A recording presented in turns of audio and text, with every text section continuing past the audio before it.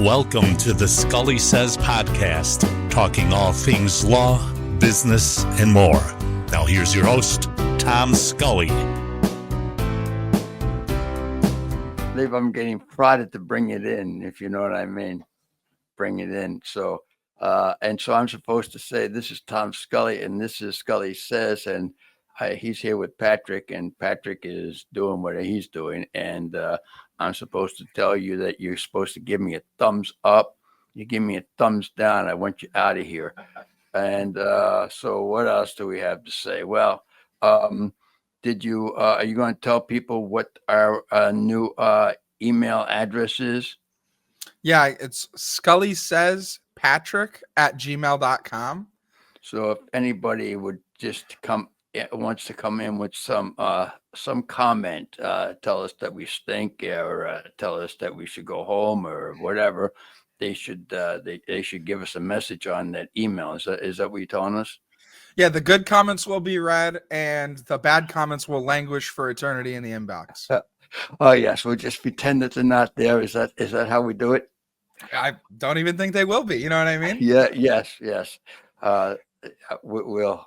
So anyway, yes. I was. Did you see that new Axios thing where they said that?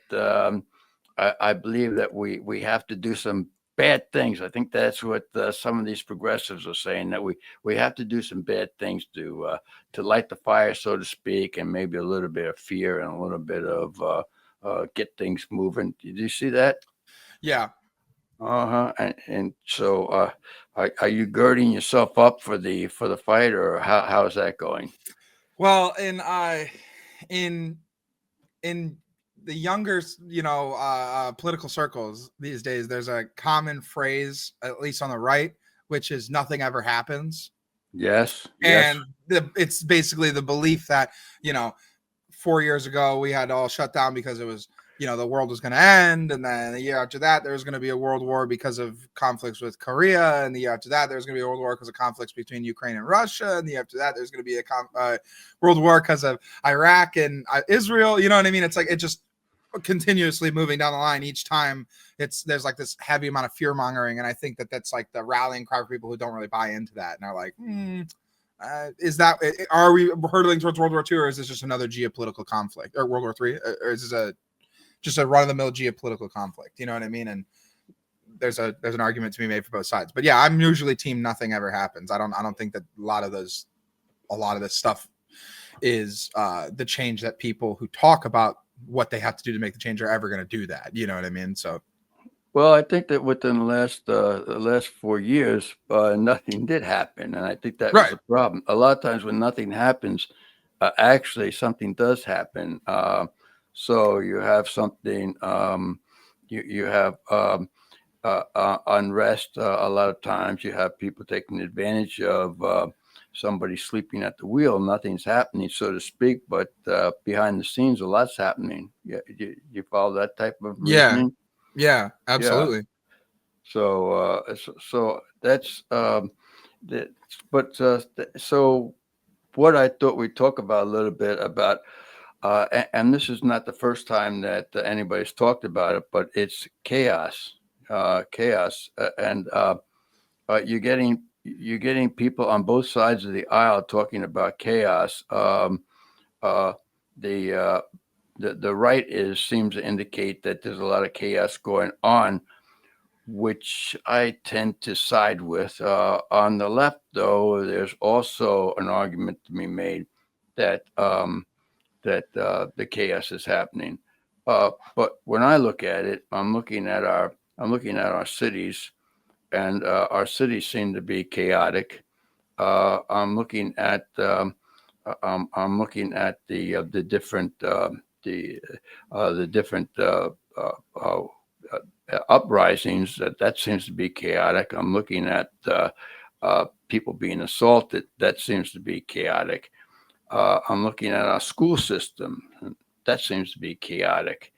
And so that's my take on it, that I think we have a lot of chaos, and I would much prefer that we all kind of settle down and and kind of took a deep breath. What do you think about that? Yeah, well, I think we're like really, really far into like, I don't even know if this is like a term or not, but like tantrum culture, you know? Like, I think that a lot of large groups think that the way that they can solve issues is to be loud and like need, it's like squeaky wheel needs the grease like mentality, but taken to the nth degree. And, I don't know. I feel like the level of like chaotic energy that's allowed to be in, across all of these different sects of life, whether it's like, city life or school or political, anything like that. I think that the level of chaos right now that people are experiencing is not I don't know that it's even necessarily more or less. I just think that post COVID, the tolerance people have for like different, I guess, is like pretty low. And so like, or not even just different, but like there's fatigue from people like with all this social activism and all this type of stuff. So like, even if someone say is, marching in the streets to protest XYZ normal thing, whereas 5 years ago, 6 years ago, it'd been like, okay, there's the protesters that you're driving past, like whatever, maybe even a little bit further back than that. Now it's this big thing. Like even for me, like we had NATO in Dayton. This was like a month and a half ago or something like that. And like the protests going on there made it so that like the scary part wasn't the like military police that are like blocking off parts of our city because obviously NATO's there. The scary part was the massive protesters moving slowly towards that. And I don't even think that they were bad people. It's just like you're saying, it's a very, very chaotic energy. Like it's not a organized, like, hey, we're all going to do this because we believe in this. It bad apples very quickly spoil that bunch. And I think that's just, I don't know. Maybe it's screaming to be heard or something. I'm not sure what the mentality is behind it, but it's way more prevalent than ever, that type of behavior. Well, it reminds me when I see some little kid, usually a spoiled little kid, he doesn't get what he wants, throws himself on the ground, starts kicking and screaming and yelling, and and so the only way, and usually what happens is, number one, the reason that he yells and screams and so on is because it's been tolerated, and the person that tolerates it is trying to do everything they can to placate him. And by placating them, actually what you're doing is you're encouraging that type of behavior, because actually in a roundabout way, you're rewarding that behavior. Right. You're not punishing that behavior. Where at one time you did something like that and there were consequences, serious consequences. For example, there's somebody that just they found somebody just shot that cop. In fact, I think there were a number of people that were arrested for doing that, and they seem to be quite surprised that they're being held criminally liable. And so if we had some serious consequences, I think a lot of this behavior would stop. But when you've had these different uprisings at the different schools and so on, and they go on for months, and nothing seemed to really happen. Nobody was punished, nobody was expelled, nobody lost the scholarships, right? And so and if you can do whatever you want to do and there's no consequences to it, then of course I think what's going to happen is people are just going to continue doing whatever they feel like. Right. So. And we kind of reinforce a lot of the bad behaviors with punishment. And then like, I'll even take it a step further. When, both you and I like watching TV shows and movies, a lot of TV shows and movies focus on criminals and, people working outside of the law and stuff like that. Right. So let's say, I don't know, top most popular shows like Game of Thrones is going to be up there. That's not really relative. That's more of like a political show and a, conversational show or a historical show, not real history, but whatever time setting. But like then you have like Breaking Bad, you have Better Call Saul, you have The Wire, you have Sopranos. Every single one of those shows glorifies a person who's like avoiding jail on a day-to-day basis. And so I think that the average person has become very desensitized to the idea of of like what jail is, and like what it like would do to your family and all that. I think that it's a lot easier to, if you consume media that tells you like, oh, criminals get like doing 10 years, whatever, criminals get out for this, criminals, whatever. That sort of mentality makes it so that if it's not the death penalty, a lot of people who are, maybe not functioning at their full capacity are gonna say, oh well, I mean, I'm not getting put to death, I'm not getting life, so it's not that bad. You know what I mean? Like there's people who make that equation in their head, and it comes out that's not that bad. And like, I don't think that 30 years ago people felt that way. I feel like 30 years ago you could get away with more crimes and stuff like that, but nowadays people are not like afraid of jail. But you watch people have cell phones and TVs and game systems in jail, and people are like, oh cool, all right, like whatever, and it just doesn't register to them that like this is like a big deal, taking them away from their family, taking them away from whatever, you know what I mean? People are not afraid of that. Well, I think I take exception with that. I think people are afraid of jail, and I think that the problem is actually that a lot of times these folks do not think that that's going to happen to them. So that's true too, for sure. For example, like at Columbia, you had these students that they were dragged down to the police station, and they were there for probably 20 minutes, and that was the end of that. So right. And so, and I think that the people are put in jail, I mean, particularly the people that really do some bad things, I think that's a pretty harsh existence. But when you have laws that will allow somebody to steal up to I think it's $2,500, $1,000, $999, whatever, and there's no possibility of you going to jail.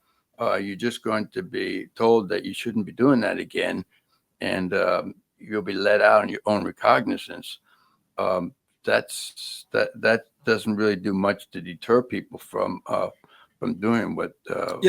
I do know actually in Columbus and in also Milwaukee for sure. I can think of two high-profile cases where kids stole the key. This is like right after COVID or during COVID.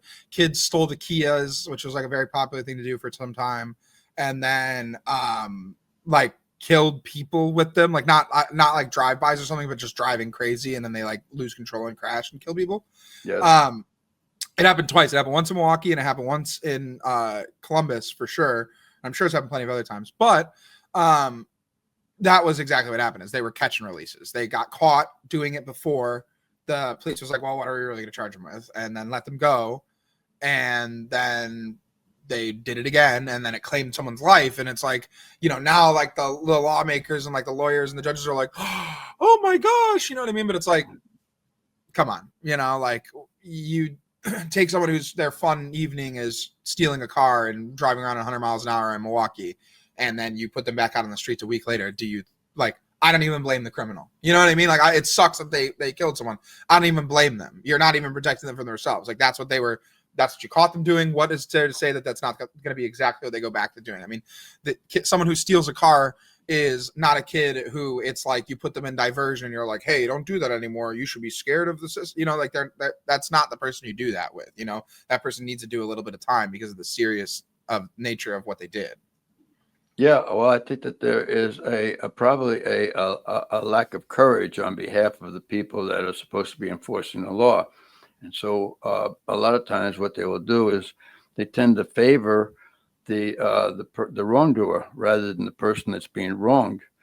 And you see that actually even with the immigration problem right now. You have people that have come into the country illegally. You've had millions of people come into the country illegally, but and so trying to get them out of the country, the people that are trying to get them out of the country are those individuals that really are being scorned. You see what I'm saying there? Right. Well, And again, it's like that's kind of more the point that I'm making with the media thing, right? It's like if you glamorize being a criminal so much, the things that keep normal people from being a criminal start to not be what you think about first when you think about doing a criminal activity. So like instead of like a kid who's never watched any of this media and they just go by what their parents say and their parents tell them don't steal, don't be a criminal, blah, blah, blah, then they do that and they're like, oh my God, I'm under threat of jail if I do this. But someone who's been just constantly their whole life watching media, whether it's their music, through their TV shows, their movies, whatever it is, they've been listening to all this stuff about how like glorifying criminality. Then they, instead of thinking, oh, I might go to jail for like 3 years if I do this, they're not, what I'm saying is they're not scared of that because they're like, well, yeah, but if I were to go to jail, maybe it'll like make my, my hip hop career better. Maybe it'll make my, online persona better. Maybe like everyone's playing a character in today's day and age, I feel like. And so the like seriousness of like being put in jail doesn't sink in until you're sitting there in jail. And then you're like, oh shit, wait, hold on. And those people then might heal from, spending time there. There's a debate about that, but those people are gonna at least understand like, oh, here they are, the consequences for my actions. Whereas in perspective, a lot of these kids, because they're kids, are like, well, yeah, but look at what Tony Soprano did, blah, blah, blah, whatever. You know what I mean? There's that line between reality and actuality doesn't exist sometimes for some of these kids that have grown up completely like surrounded by media like this. I think that's true. Oh, speaking about the media, you see CNN, they seem to be having some problems these days. Have you seen that? No. Well, what's up with them? Well, they're talking about Anderson Cooper is going to be, he's very upset. I guess they're not giving him sufficient attention these days. And no, I think they say he's about ready to, he's ready to abscond.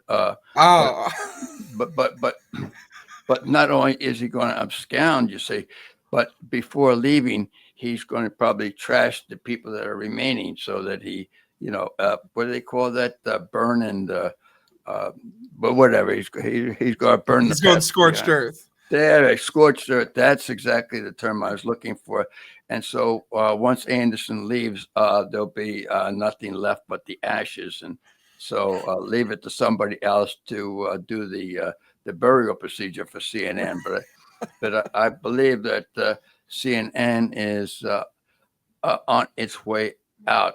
And I that was an outfit that I never really figured out too much about. They try to hold themselves out as a news organization, but they're actually kind of like Fox. But right. I mean, Fox has never held themselves out to be really a news organization. By and large, they held themselves out as being a bunch of guys that were arguing and complaining about Yeah, Fox things. Is like a podcast. That's what people kind of miss. It's like Fox is supposed to be a podcast. It's supposed to be opinion. Yeah, that's right. And you got all these guys, unlike ourselves, spouting their own opinions. I wouldn't want to do anything like that. But that's it's called op-ed, right? I think so. Yeah, and it's you got this guy Hannity, and he says that all the time. He says, "I'm not a news person. That's not what I do." And they've had all these people. That's what podcasters basically are doing. They're basically just saying what the hell they feel like saying, and which is good in a way because you have. You can tune into. I'm sure there are hundreds and hundreds of podcasts going on right now, if not more than that. So you got your choice. You can listen to whoever you want to listen to, or you can listen to. And that right there is kind of my issue with how people talk about Fox and really news, like Joe Rogan especially is one that gets this flag. But like any news organization, when people are like act like you as the person who's giving information, giving your opinion, whatever it is, that it's your fault if a bunch of people agree with you. That's crazy. Like that. And that is like a mentality right now. Like I was arguing with one of my friends who I very much respect their opinions, but we sit on very different sides of the aisle. And we were talking about Kamala not going on Rogan. And I was like, it was a misplay. And his opinion was, well, she didn't have enough time. He didn't give her enough opportunity to be there. And I'm like, right. But Trump also left in the middle of his campaign trail to go be there. And you could say, oh, well, that's his boy, whatever. Okay, fine. But the point was, she should have gone on Rogan because of the exposure that it gave her. And he was like, well, what about how Rogan, gets information out to his people? How could it be edited? How could it be? I'm like, that doesn't matter. None of that matters. If she goes and sits in front of a guy who 25 million people weekly agree with, and she agrees even on some stuff with him, like, that is a good thing for her. It was my opinion. And rather than making it like, oh, well, because a bunch of people agree that Joe Rogan's thing, now he has all this power, and now he's got to be vetted by organizations that we approve, and he's got to be, only talking about these topics that we approve of. And it's like, hold on, what? You reach a certain level of audience, and then now you got to like, now my responsibility is to make sure that the public knows every single perspective and not mine. Like, F that. They came for my opinion, or they came for Rogan's opinion, or they came for Hannity's or Tucker's opinion. They, like, you know what I mean? That's fine. People are allowed to be fans of people that talk about stuff that's not just sketch comedy. You know what I mean? Well, Rogan actually, he was initially, he tended to be to the left, and Yep. and he invited Kamala around, and she to his show, and she made all these requirements that he had to travel to see her and blah blah blah. Whereas Trump actually went there and talked with them, and actually as a result, Rogan his viewpoint changed, and he became more conservative, and because he listened to Trump. One thing about Rogan, he tends to listen to people, and the proof is that just the other day, who did he have on the show? But he had Bernie on the show. Yep. And Bernie was on the show, and Bernie said pretty much whatever he felt like saying. And I mean, there's no doubt about it. Rogan is basically, he's in a place by himself. There's nobody competes with Rogan as far as there's no like legacy media even that competes with him, right? Like that was my point. Is I was like, they're acting like my buddy's acting like he has this responsibility of how he gets information out. Like, yeah, he shouldn't use his platform to be like, you should hate this group of people. You should blow up. Like, yeah, of course he shouldn't be doing you shoulds, but he doesn't. He doesn't. He's sitting there listening and having a conversation. 25 million people tune in. That's great. That's a good thing. You know what I mean? Sure. No, you have a lot of people that are very right wing. I'm thinking about people like Shapiro, people like Bill Riley, and so on, and they come up with a certain point of view, and there's nothing wrong with that. But I don't see that with Rogan. I see Rogan as being more inquisitive. He's more interested in what people have to say, and I think that's why people like to listen to him, because he'll have somebody that's right of center on Monday, and by Tuesday he's got somebody like Bernie talking, and so well, and if I'm not mistaken, I could be completely misremembering this, but I believe one time he had someone on who he got a bunch of flack because he was like, they're very anti-Semitic, right? And so if I'm not mistaken, the next time he had them on, he had one of the famous Jewish pundits. I want to say it was, I don't know if he's actually Jewish, but I want to say it was Jordan Peterson, but it could have been Shapiro.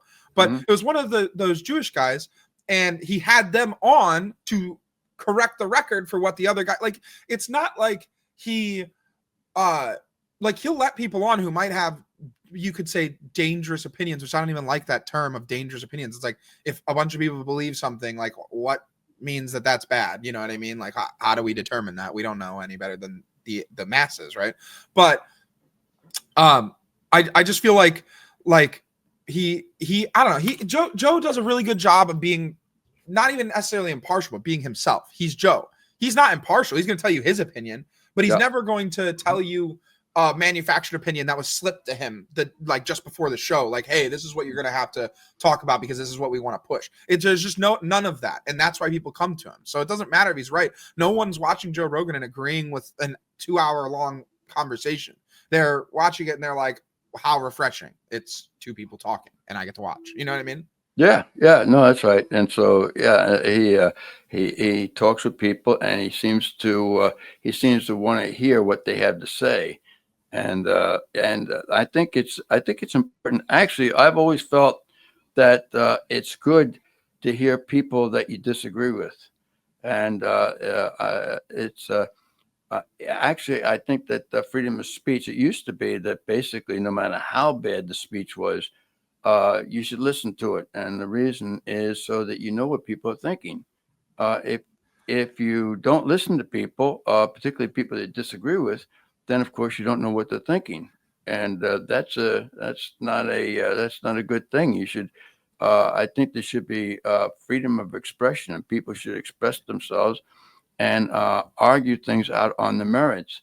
And then you'll have people, the audience will listen to it, and they'll come to side with one person or the other. And usually the best argument will usually prevail. Don't you see that? Absolutely. But that's the thing is, instead of it being like merit based, sometimes these like, media outlets and stuff like that, where it's like, oh, this does the best numbers, therefore this is what stays on TV. A lot of times it feels like it's not so much that, and it's a lot more like, oh, well, this gets the information that we want out. Like going back to the original thing that you were talking about, Anderson Cooper for a long time, I felt like was this like very impartial documentary guy, and it was like you watched all of his he did his big pieces, and they were good. I felt like growing up, there was no political lens from which to look at them through. I was like, oh, these are cool.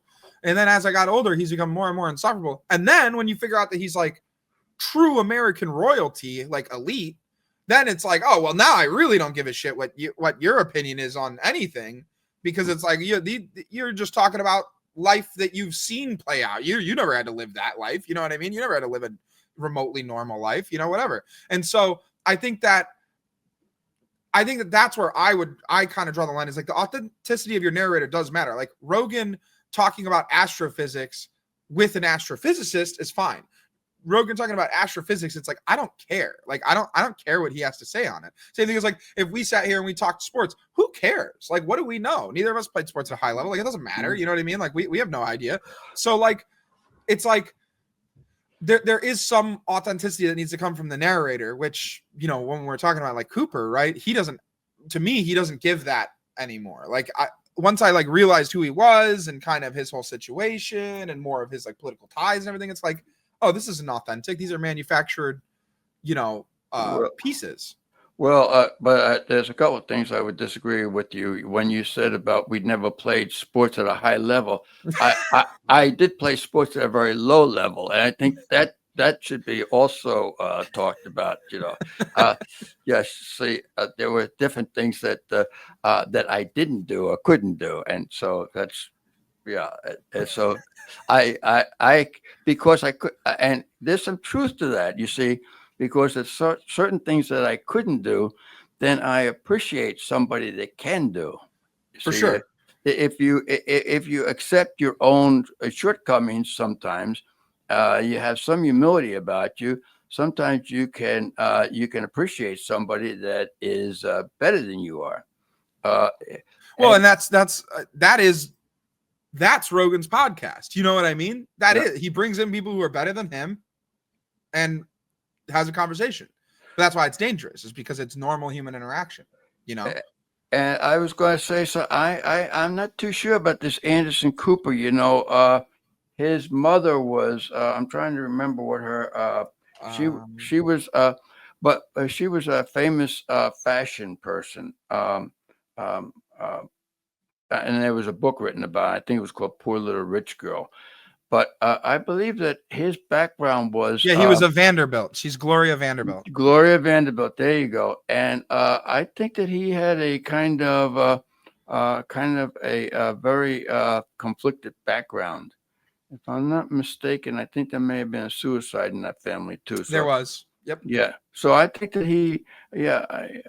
in some respects, he didn't come unscathed. He had some serious problems, So, but a lot of times, it was funny because when you talk about people that seem to have things or don't have things, you had Bernie, who, again, going back to Rogan, he was talking about these people that have all this money and how I believe he was talking about the percentages that the 1% of the richest people in the country have more than 40% of the poorest people in the country together. But the thing that was kind of funny when I was listening to it, of course, Rogan was shaking his head saying, yeah, that's of course true. But Rogan, of course, is worth in his own right over $200 million. So, uh, so him kind of commiserating with the poor guy, I don't know how far that goes. Yeah, it's hard for him to relate to, and that's kind of my thing. Is like once you reach a certain level, your conversations on social justice or like social issues do lose their efficacy, right? Like it's like, hearing someone who chooses between, McLaren and Maybach and Porsche every morning is about like, day-to-day things that like, and it's not like I'm probably in a pretty good position, I would say, especially for my age and everything like that. Like I'm not complaining about where I'm at, but even I have to deal with more aspects of real life than that. And like, I know that when I go and talk to like my employees about stuff, they're like, well, you don't understand because of XYZ. And sometimes I genuinely don't understand. I'm like, oh shit, I don't have to think about that parameter. I don't have to think about this. I don't have to think about that. And like, that's the problem is a lot of these guys will get on there with all, a panel of millionaires and tell a bunch of people who like literally do not have a pot to piss in what they are supposed to think about the world and how they're supposed to navigate. And it's like, hold on a second. Like, when's the last time you ate at McDonald's and it wasn't for fun? You know what I mean? Well, yeah, I hear that, but then again, you see, you got a guy like Rogan. Rogan didn't come from much, and so I want somebody that's actually achieved tell me what to do, not somebody. Sure. I don't want somebody that has never achieved and is never going to achieve and doesn't want to achieve telling me maybe how to go about it. But I think it's less. I think it's less about him telling me how to live my life, and it's more about him assuming that he understands the circumstance of the average person in today's day and age. Because he's been, several millionaires for 25 years, and it's not even like an eat the rich thing. It's not like he shouldn't be rich. It's like,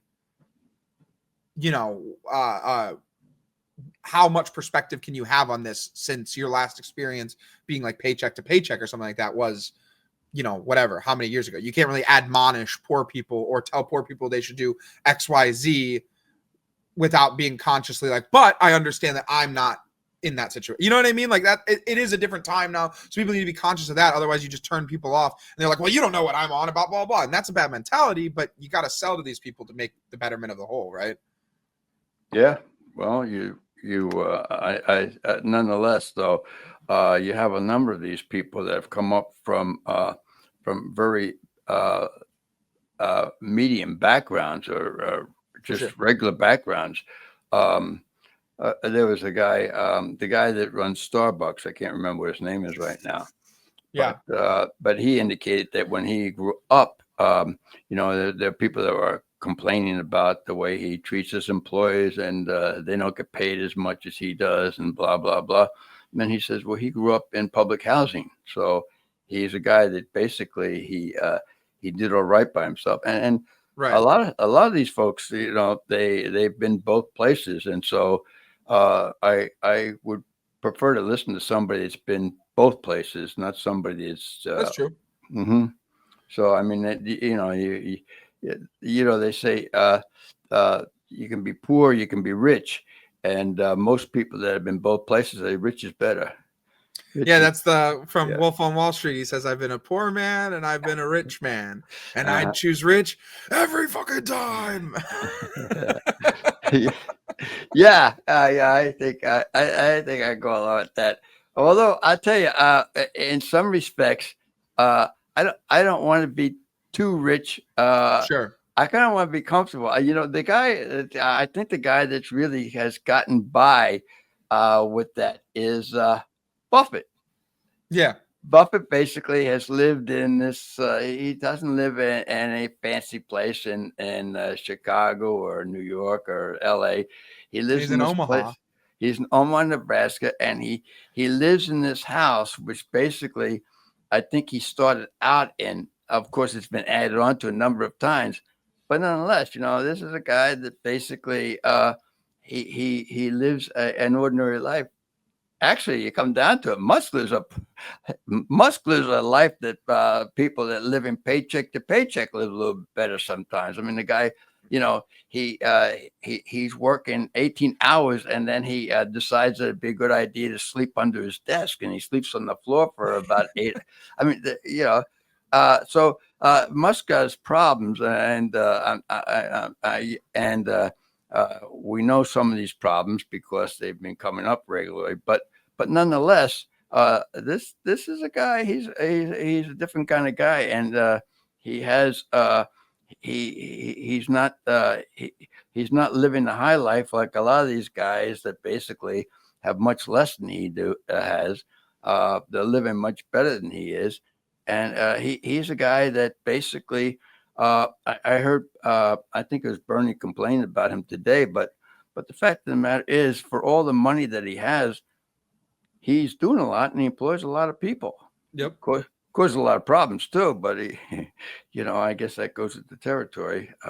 Well, I feel like it needs to be, if you're getting wealth, it should just be commensurate with like helping other people, right? Like you don't need to be a martyr. You don't need to be like, oh, I'm gonna donate my whole fortune to this. Well, that all doesn't matter, and honestly, is largely demonstrative. It's more like if I know this year I'm gonna make $10 million, okay, and I know that I need to make $10 million for the next 10 years in order to be set.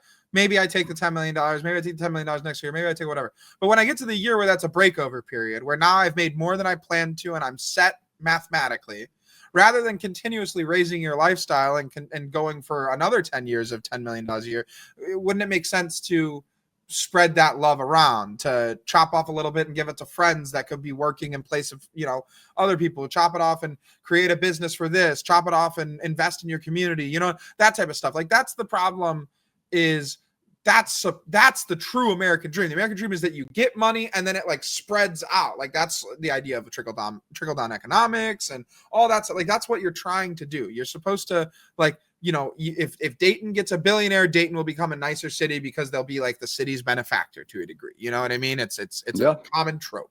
Mm-hmm. And though I think a lot of the times now in action, the people reach that billionaire thing, and then it's like the next time you look up, they're 100 billionaire, they're 10 billionaire, they're 20. You know what I mean? And it's just like this a massive.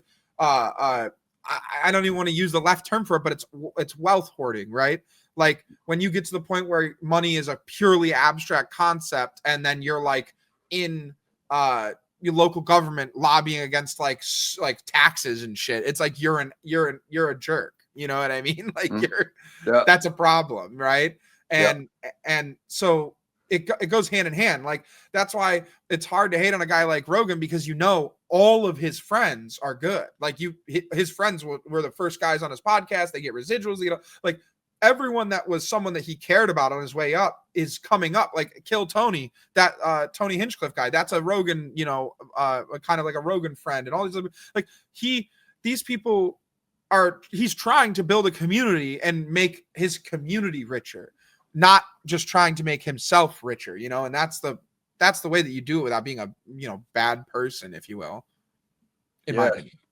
Well, of course, we want to leave it on that note, that what says that you've got to be kind to your people going up, because of course you may see those same folks on your way down. Yeah, right.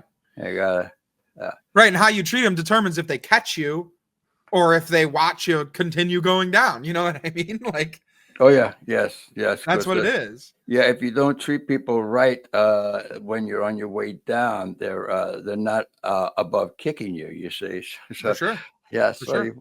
Yeah, but then again, I think that my thought is I just would like to be in a situation where I'm not wanting for anything, and I feel somewhat comfortable, and I'd like other people to feel the same way. Yeah. Right. Yeah, right. Yeah. And we, hey, I don't know if you saw earlier this week, there's that asteroid they found that would make everyone on Earth a billionaire. Oh, is that right? Yeah. Well, it's like, obviously, how do you harvest a $10 quintillion ball of gold in space? Who knows? But it's there. I don't know. Just so that sounds like a good way to leave it, with that $1 billion gold pot, or whatever the heck you call it. I think it's quintillion. A quintillion, yes. Well, I was never that good at math, actually. after I get above 100, I'm starting to struggle. The yeah. metric people were using is it's enough gold that every person, obviously this is not how it works as economics, but every person on earth would be a billionaire, multi-billionaire. Okay. And this is gold. This is gold Yeah, we're talking about. Yeah, it's gold. I think it's gold, silver, and platinum. It's like all precious metals. Lithium and cobalt are also on it too. Oh, and like gold doubloons and things of that nature. Maybe. Yeah, it's space treasure. Excellent. Well, then I'll be on the lookout for it, sir. I'll keep an eye towards the sky and Get leave up on it the at- Sears with a net. That's yes. Whatever I can gather for myself. All right. On that note, we're going to leave it. I think. Yeah, that'd be just the time to cut it short. Or some people may say we cut it long. Well, Other Emma people- needs something to listen to on her drives to Columbus. That's right. And and other people might say cut it too long. You see, so yeah, I can't have too much of us, though. I'm sure. So Exactly. on that note, I'm going to leave it. So peace be with you. And also with you. There you go.